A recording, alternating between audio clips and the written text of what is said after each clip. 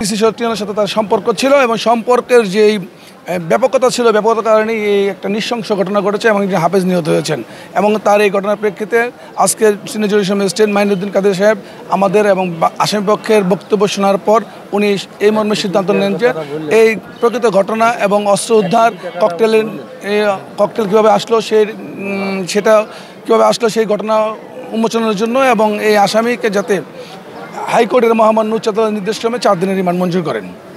প্রত্যাশা রয়েছে এই আইন কোর্টের কাছে বা বিজ্ঞ বিচারকের কাছে যে আমরা 17টি বছর বাংলাদেশে আইনি শাসন যেভাবে বুলণ্ঠিত হয়েছে আমরা আবার ফিরে আইনি শাসন ফিরে পাই এবং আনিসুল হকের মতো লোকেরা যারা আইনি শাসনকে বুলণ্ঠিত করেছেন এবং বাংলাদেশ থেকে একটি আইনি শাসনের যে ব্যবস্থা ছিল সেই ব্যবস্থা চিরতরে ধ্বংস করেছিলেন এবং ছাত্র জনতা মিলে যে আইনি শাসন প্রতিষ্ঠিত করার সক্ষম হয়েছেন যাতে এটা কন্টিনিউ থাকে।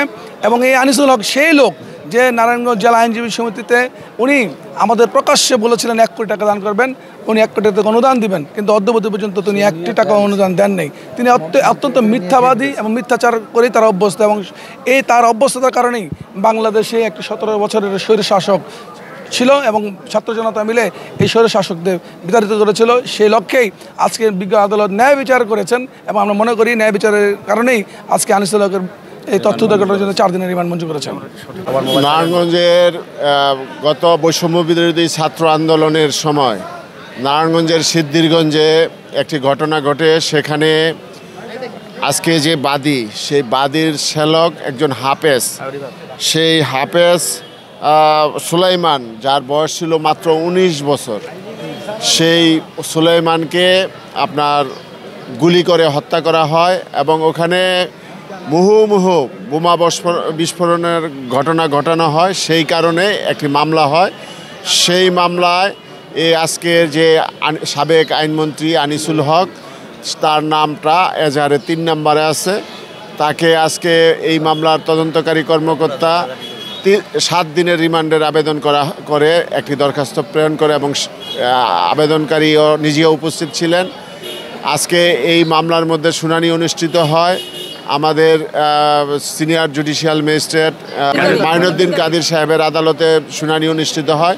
উভয় পক্ষের শুনানি আনতে এই আসামিকে মামলার সুষ্ঠু তদন্তের স্বার্থে এবং মূল রহস্য উদ্ঘাটনের জন্য এই কারা অস্ত্রগুলি সরবরাহ করছে এবং এই কারা হুকুম দিছে এই সকল বিষয় উদ্ঘাটনের জন্য তাকে 4 দিনের পুলিশ রিমান্ড মঞ্জুর করেছে।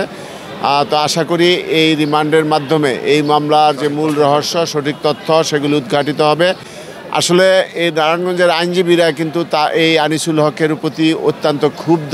একটাই কারণ যে এই আনিসুল হক গত 16 বছর নারায়ণগঞ্জের আইন আঙ্গনটাকে একদম কুলুষিত করে ফেলেছিল। উনি দুর্নীতির কারণে নারায়ণগঞ্জে আদালতগুলি সঠিক মতো তাদের বিচারকরা দায়িত্ব পালন করতে পারে নাই, যার কারণে আইনজীবীরা ক্ষতিগ্রস্ত হয়েছে এবং বিচারপ্রার্থী জনগণও ক্ষতিগ্রস্ত হয়েছে।